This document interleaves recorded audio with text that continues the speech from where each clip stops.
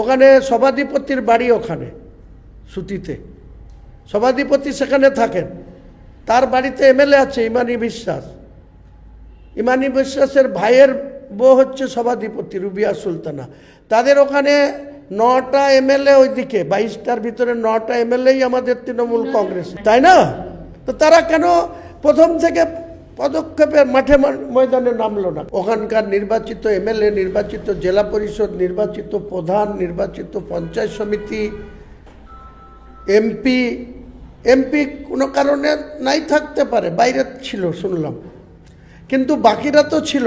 তাদের নিয়ে যদি সঠিক ওয়েতে যদি তাদের ভেতরে ঢোকার চেষ্টা করত, তাদের সমস্যাটার মধ্যে ঢোকার চেষ্টা করত। আর জনপ্রতিনিধি হয়েছ, তুমি গিয়ে দিল্লিতে বসে থাকবা, আরেকজনে গিয়ে ঘরে বসে থাকবা, তোমাদেরকে কে রাজনীতি করতে বলে?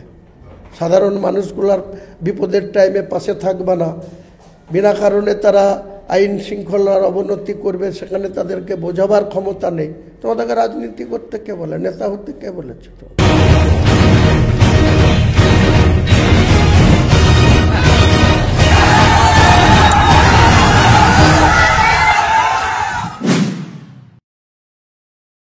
যদি প্রথম থেকে পদক্ষেপ করত, তারা যদি পুলিশ এবং জনপ্রতিনিধি যৌথভাবে যদি লোকাল যে জায়গায় সমস্যা তার ডিপে ঢুকতো, ভেতরে ঢুকতো, তাহলে আজকে বিএসএফকেও তলব করার দরকার হতো না। সুতি থানা আছে, শামশেরগঞ্জ থানা আছে, বিস্তীর্ণ যে এলাকা, সেই এলাকা থেকে যদি মানুষ ছোট গাড়ি নিয়ে মুভমেন্ট করে, মোটর সাইকেল নিয়ে মুভমেন্ট করে, বা কোনো 4 চাকা ভ্যানগুলো নিয়ে মুভমেন্ট করে, তাহলে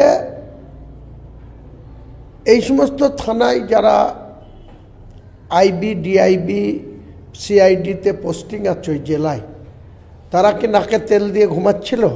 যে যখন একটা আন্দোলনের নামে, একটা ওয়াকফের আন্দোলনের নামে যখন একটা এনএইচকে 2 ঘন্টা ধরে অবরোধ করে রাখছে, তখন কেন সেই লোকাল থানার অফিসার ইনচার্জরা বা সেই থানায় যারা গোয়েন্দা বিভাগে কাজ করছে তারা কি করছিল?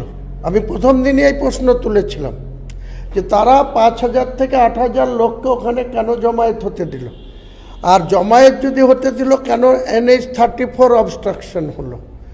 2 ঘন্টা ধরে যান চলাচল বন্ধ থাকার পর যখন পুলিশ সেটাকে কারা লিডারশিপ দিয়ে লোক জমায়েত করলো, তাদেরকে ঘরে ডেকে বুঝিয়ে তাদেরকে নিরস্ত্র করা বা উইথড্র করা উচিত ছিল। পুলিশের এটা প্রথম ফল্ট। পুলিশ সেখানে যখন লোক জমায়েত হয়ে গেল, তারা যখন উত্তপ্ত হয়ে গেল, তাদেরকে বলপ্রয়োগ করতে গেল। যেটা ঘটার সেটা ঘটল। পুলিশের গাড়ি আক্রান্ত হলো, পুলিশ আক্রান্ত হলো, অগ্নিসংযোগ হলো, দাউ দাউ করে পুলিশের গাড়ি পুড়ল।